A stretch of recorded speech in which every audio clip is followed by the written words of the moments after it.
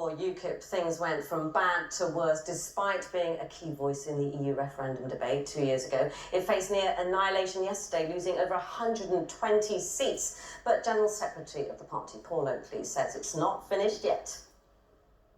Think of the Black Death in the Middle Ages. It comes along and it causes disruption and then it goes dormant, and that's exactly what we're going to do. Our time isn't finished because Brexit is being betrayed. Can I just clarify, as General Secretary of UKIP, you've just compared your party with the Black Death. Absolutely. What's wrong with that? Well, it's responsible for the deaths of many hundreds of thousands of people, might be one reason. It also led to economic growth and the Renaissance, but this isn't a history lesson. It's just an analogy, a little soundbite for Radio 4.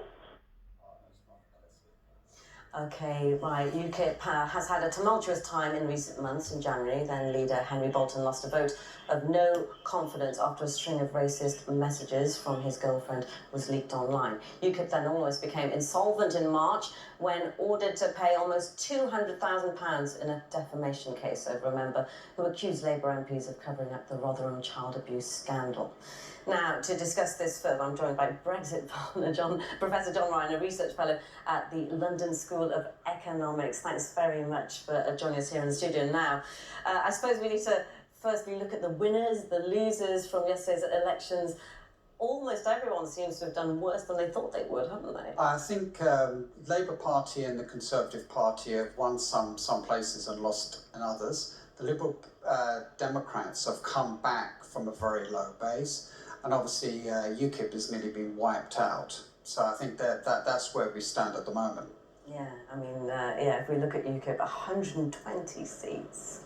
Yes, I think quite a lot of their supporters probably went and voted for the Conservatives. But still, when you look at the figures and some of the councils, Labour picked up some of those votes as well. Yeah, well, they obviously got Plymouth, which they seem very happy about. We've been hearing interviews that they've been giving all the time. What do you think about that?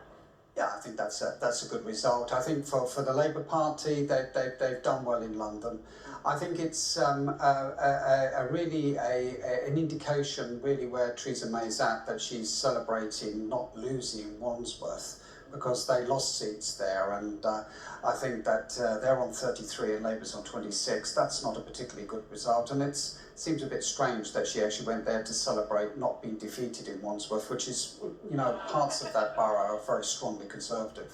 Yeah, but nevertheless, she was quite happy, wasn't she? Because she also got, she managed to keep hold of Westminster and that Wandsworth as well. Yeah, and Kensington and Chelsea. I think that's expectation management. I don't think the Labour Party were probably good enough for that at the beginning, because there was no way in the world that the Labour Party could win Westminster or Kensington and Chelsea. But why not, after the Grenfell Tower disaster? Why did they not have a better chance there? I suppose because the long-term build-up of support for the Conservatives there was very difficult to overcome in the different wards that are not surrounding Grenfell.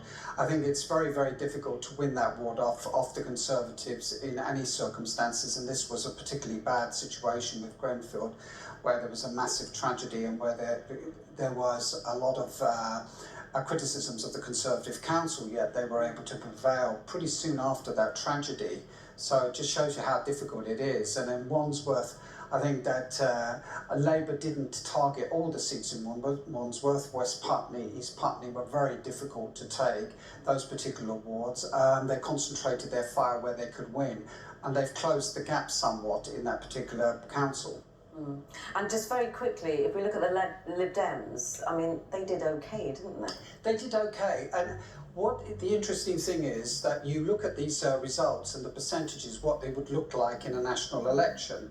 And if you projected it, because we haven't had the whole of the country voting, but it would be 35% for Labour, 35% for the Conservatives, 16% for the Liberal Democrats. So in that case, the Liberal Democrats may still be kingmaker in the future. Absolutely. Well, we're going to have to see if it comes to fruition in the next, general election. So thanks very much for coming to the studio. Brexit partner, Professor John Ryan, Research Fellow at the London School of Economics. Thank you very much.